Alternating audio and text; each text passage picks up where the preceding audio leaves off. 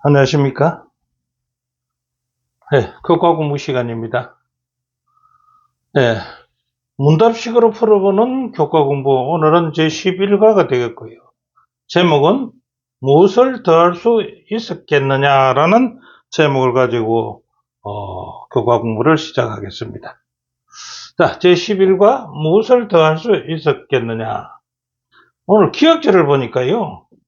빌라도가 이르되 그러면 내가 왕이 아니냐라고 예수님께 묻습니다. 그래서 예수께서 대답하시되 내 말과 같이 내가 왕이니라 라고 예수님은 대답합니다.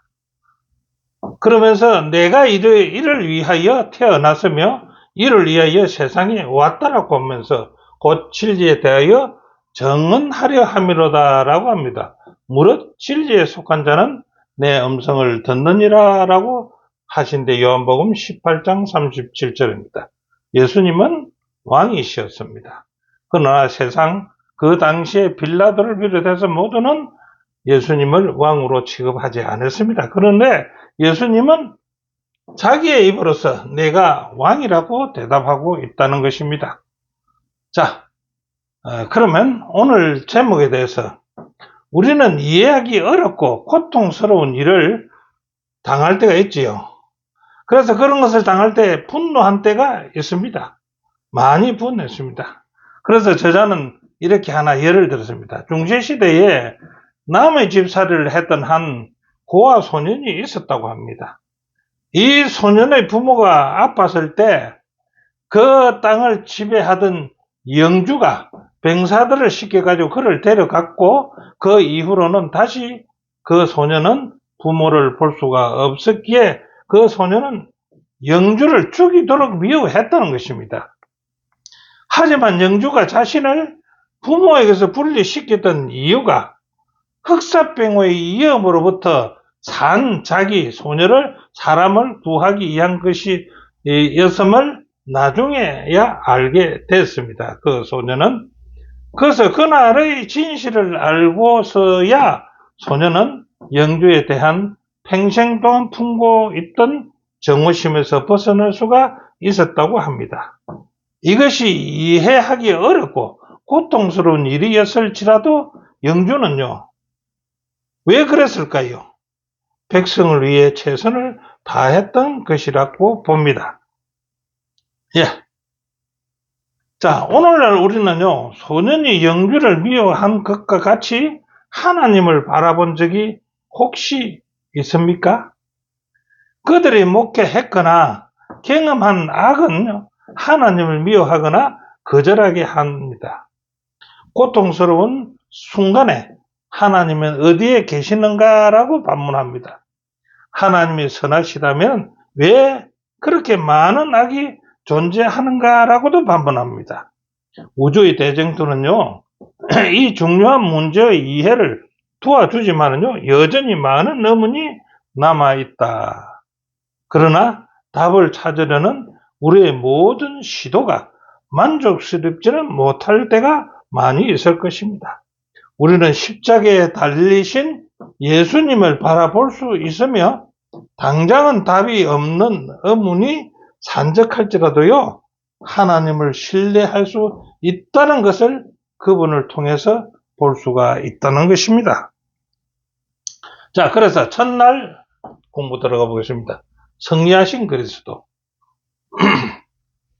성경에서는요, 사탄 마귀를 어떻게 묘사하고 있는가 한번 볼까요?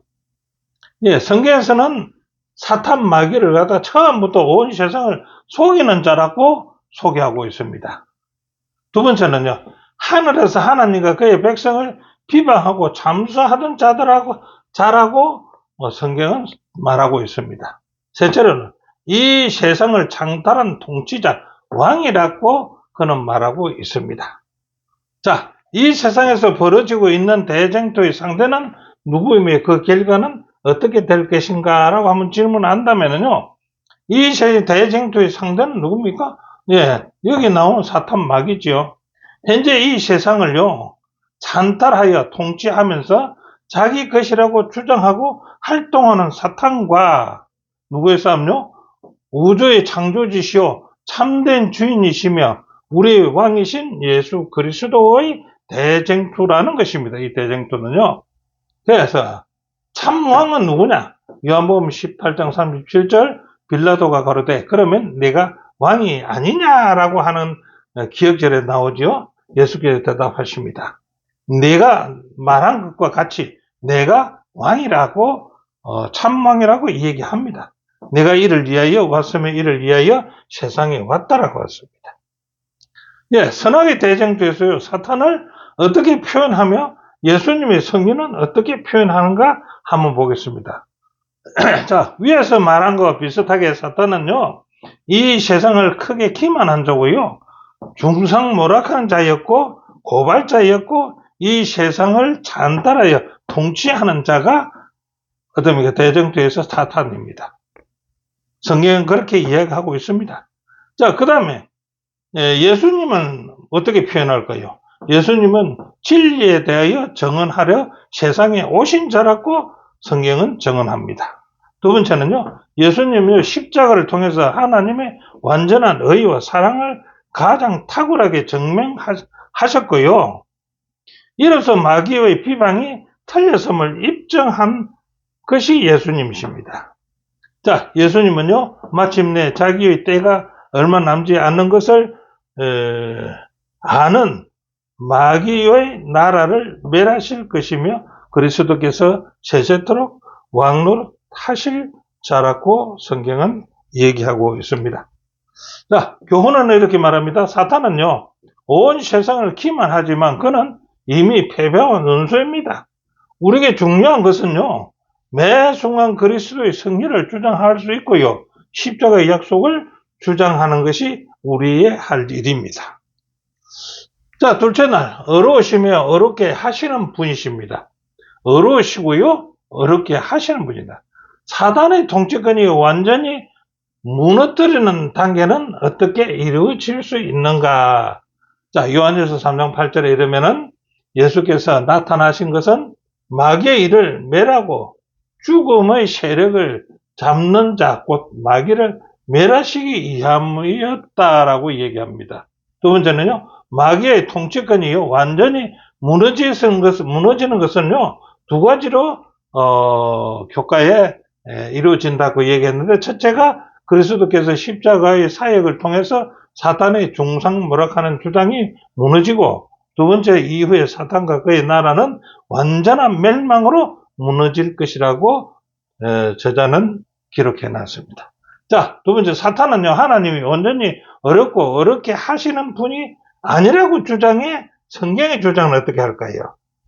사탄은 하나님을 어렵고 완전히 어렵고 어렵게 하시는 분이 아니라고 얘기하지만 로마서 3장 23절, 26절과 로마서 5장 8절을 정리해 보면은 다음과 같이 정리할 수 있습니다. 첫째, 모든 사람이 죄를 범하였으며 하나님의 영광에 이르지 못하던 그때 예수 그리스도의 구속으로 말미암아 하나님의 은혜로 값없이 어렵다 하심을 얻는 자가 되었다 했습니다.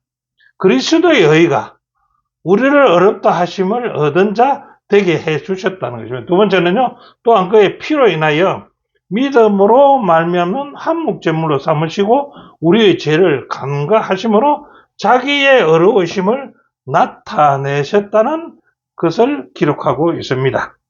자, 십자가에서 이루신 그리스도의 승리는요, 우주적 의미를 어떻게 설명하고 있는가 한번 볼까요? 자, 창세기 3장 15절에는 뭐라고 합니까? 우주적 그리스도의 승리를 위한 그 죄에 대해서 우주적으로 선포하는데 창세기 3장 15절이면 내가 너로 여자와 원수가 되게 하고 너의 후손도 여자의 후손과 원수가 되게 하리니 여자의 후손은 내 머리를 상하게 할 것이고 너는 그의 발꿈치를 상하게 할 것이다 라고 우주적으로 대쟁투의 선포를 했습니다. 자, 이 대쟁투가 선포된 것을 어떻게 이루어질 것인가? 계시록 12장 10절 내가 또 들으니 하늘에 큰 음성이 있어 가로되 이제 우리 하나님의 구원과 능력과 나라와 또 그의 그리스도의 권세가 이루었으니 하늘의 거민들은 즐거워할 수 있다라고 기록하고 있습니다. 자, 교훈에는요, 하나님은 그리스도의 십자가를 통해서 하나님의 의와 사랑을 궁극적으로 보여주셨다. 그분은 어려우시고요. 우리를 위해 선한 일을 행하시며 우리를 어렵게 하시는 분이시다. 라고 교훈은 말하고 있습니다. 자, 셋째 날은요, 나의 사랑하는 자의 노래라. 이렇게 씁니다. 자, 우주의 대쟁투 중에요, 당신의 사랑과 의를 어떻게 나타내는가라고 한번 본다면은, 교계서는 이렇게 정리가 될 수 있습니다. 어떤 이들은요, 하나님께서 악을 예방하거나 제거하기 위해 그보다 더 많은 일을 하셨어야 하는 것 아니냐라고 주장하는 사람도 있지요. 예, 있을 수 있습니다. 두 번째는요, 우리는 하나님과 인류 사이의 사랑의 관계가 최고로 번성하게 하는 필수적인 것은요, 우리에게 자유의지이며 그것은 우주적 대쟁투의 하나의 구도, 짜임새가 된다라고 얘기하고 있습니다. 자, 세 번째는요, 하나님은 당신의 사랑의 성품으로 보여 해결될 수 있는 우주적 대쟁투에서 하나님은 도덕적 제약과 교전 수칙 내에서 활동하신다고 했습니다. 여기에 우리가 볼 것은요, 자유의지와 그 다음 교전 수칙입니다. 그래서 우주의 대쟁투 중에 당신이 사랑과 의를 어떻게 나타내는가? 우리에게 자유의지를 주신 자유의지에 따라서요. 그 다음에 교전 수칙에 따라서 하나님의 사랑을 우리에게 나타내 보이신다라고 얘기합니다. 자, 여기 있는 그 1번 문제를 이사야 5장 1절 4절에서는 어떤 표현을 하냐면 포도원의 표현을 합니다. 포도원에 대비해 본다면은 포도원 주인은 어떻게 하였나라고 봅시다. 자, 그 이사야 5장 1절부터 4절에 포도원의 주는요, 하나님이심을 나타내 보입니다. 두 번째는요, 포도원은 하나님의 백성을 상징한다라고 되어 있습니다. 자, 이 성경에 따르면은요, 포도원 주인인 하나님은요, 포도원인 우리가 좋은 포도를 맺기 위해서 할 수 있는 모든 일을 하셨습니다. 할 수 있는 모든 일. 포도원 주인은요. 자, 그래서 주인은 뭘 기다립니까? 좋은 포도 맺기를 기다립니다. 그러나 포도나무는 덜포도를 열고 아니면 쓸모없는 포도, 볼품없는 포도가 맺혔다고 합니다. 자, 이럴 때요, 이사야 5장 3절을 보면 하나님께서는 예루살렘 거민과 유다 사람들아, 이게 어찌된 일인가? 이제 나와서 내 포도원 사이에서 한번 판단해보라. 포도원 주인은 최고 정성으로서 포도원을 가꾸었고 포도나무를 키웠는데 그 포도나무는 원치 않은 포도 열매를 맺었다 이겁니다. 그러니 하나님께 어떻게 합니까? 여러분 와서 이거 한번 판단해 봅시다. 하나님이 사람에게 예루살렘 거민하고 유다 사람들에게 이게 어찌된 일인지 우리가 한번 판단해 보자 라고 얘기하고 있다는 것입니다. 내가 내 포도원을 위하여 행한 것 외에 무엇을 더할 것이 있으랴. 내가 좋은 포도 맺기를 기다렸거늘 덜 포도를 맺으면 어찌 됨이냐라고 이사야 5장 4절에 한탄하고 있습니다. 자, 하나님은요, 우리를 향해 어떻게 토로하시는가 한번 볼까요? 예, 그분께서는 우리에게 무엇을 더 하실 수 있겠는가? 할 수 있는 것은 다 했다는 것입니다. 하나님께서 사람들에게 당신이 하신 일을 판단해 달라고까지 하신다니 얼마나 신기한 일이 될 수가 있겠습니까? 우리 보고 판단해 달라고요? 자, 교훈은 대쟁투는요, 하나님의 사랑을 보여주심으로써만 해결될 수 있다. 포도원의 이 얘기는요, 하나님께 더할 수 없는 사랑으로 백성들을 사랑하신다는 것을 표현해낸 포도원의 이 얘기가 된다라고 얘기합니다. 자, 넷째 날은요, 예수님의 포도원 비유입니다. 자, 앞에서 포도원 비유가 있었는데 어떻게 되는가 한번 볼까요? 셋째 날 포도원은요, 포도원 주인의 성품을 얘기한 것 같습니다. 그러나 오늘 여기 나오는 오늘의 포도원 오늘은요, 포도원의 주인과 소작인의 성품과 행동은 어떻게 되는가라는 것을 성경에서 얘기합니다. 마태복음 1장 33절부터 39절은 포도원 비유는요, 포도원 주인은 하나님이시고 소작이는 그의 백성들입니다. 네, 우리가 된다 이거죠. 소작이는. 자, 주인은 자신의 포도원을 잘 가꾸었어요. 소작인에게 새로 주고 타국으로 갔다라고 했습니다. 자, 그래서 포도원 주인이요, 이제 때가 됐습니다. 그래서 때가 되어서 자기의 종들을 시켜서 보내서 소출을 거두게 해오라고 했는데 두 번이나 그 자들을, 주인이 보낸 그 종들, 선지자들을 죽였다는 것입니다. 자, 포도원 주인은 화가 나겠지요. 근데 포도원을 빌린 농부들은요, 그의 종들을 두 번이나 때리고 죽였다고 하니까 마침내 주인은 이제는 이제 마지막 수단을 써봐야 되겠다 했죠. 내 아들을 보내면 그들이 말을 잘 듣겠지. 그 포도원 주인이라고 아들은 누굴까요? 예수님을 이야기합니다. 그래, 예수님을 이 땅에 보냈습니다. 그러니까 그들이 어떻게 합니까? 내 아들은 존대하리라고 생각해서 보냈는데 그들이 생각하기를 악한 그들은요, 주인의 상속자 아니냐 하여서 죽이고 유산을 우리가 차지하자라는 행패를 벌였다는 것입니다. 마태복음 21장 40절, 그러면 포도원 주인이 올 때 이 농부들을 어떻게 하겠느냐라고 질문한다면 그 시기가 언제인가 하는 물음과는 상관없이 주인은 오실 것입니다. 언제 오실지 모르지만 그 주인은 오실 것입니다. 그 주인이 임하는 때에는요, 마태복음 21장 41절, 저희가 말하되 이 악한 자들을 진멸하겠다는 거죠. 그것은 또한 제 때에 실가를 바칠 만한 다른 농부들에게 그 포도원을 새로 주지 않겠습니까? 이것은 그리스도의 사역을 통해서 궁극적으로 드러났다라고 우리는 이해할 수가 있는 것 아닙니까? 자, 이사야 53장 4절에 그리스도께서는 누구의 질고와 슬픔을 십자가에서 짊어지셨는가, 우리는 한번 알아볼까요? 하나님이 선택하실 수 있는 더 나은 길이 있었다면요, 그분이 그것을 선택하지 않았었겠는가? 이 우주적 대쟁투 가운데 사람들이요, 큰 고통을 겪지만 하나님이야말로 가장 큰 고통을 겪으시지 않겠습니까? 예, 우리가 십자가를 볼 때 우리는 죄가 실제로 하나님에게서 어떤 고통과 아픔을 주었는지를 볼 수 있다면, 그러나 사랑에 내재된 자유는 절대 침해할 수 없기에 그리스도께서 우리를 대신하여 기꺼이 그 고통을 감내하셨다라고 157페이지에 기록하고 있습니다. 자, 교훈은 포도원의 비유는 주인의 성품과 행동을 말해준다는 것이죠. 그리스도의 사역을 통해 자신을 주시고 죽으심으로 하나님은 공의와 완전한 사랑을 공개적으로 입증해 주신 것이 포도원 얘기입니다. 다섯째 날요, 하나님의 이름을 입증함입니다.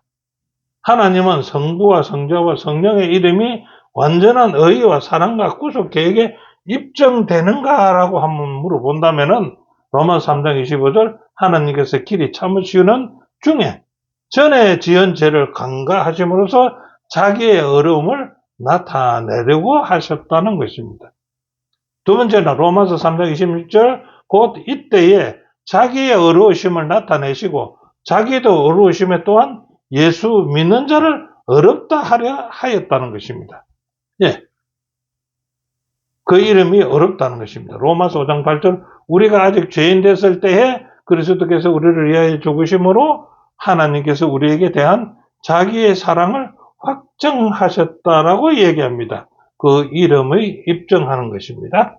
자, 하나님의 완전하게 공의롭고 어려우시다는 것을 어떻게 입증하는가 볼까요? 이사야 5장 4절, 내가 내 포도원을 위하여 행한 것 외에 무엇을 더할 것이 있었으랴.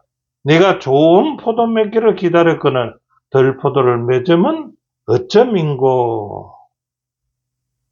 자, 두 번째는 이사야 5장 3절에 예루살렘 거민과 유다 사람들아, 구하노니 이제 나와 내 포도원 사이에서 판단 좀 해라.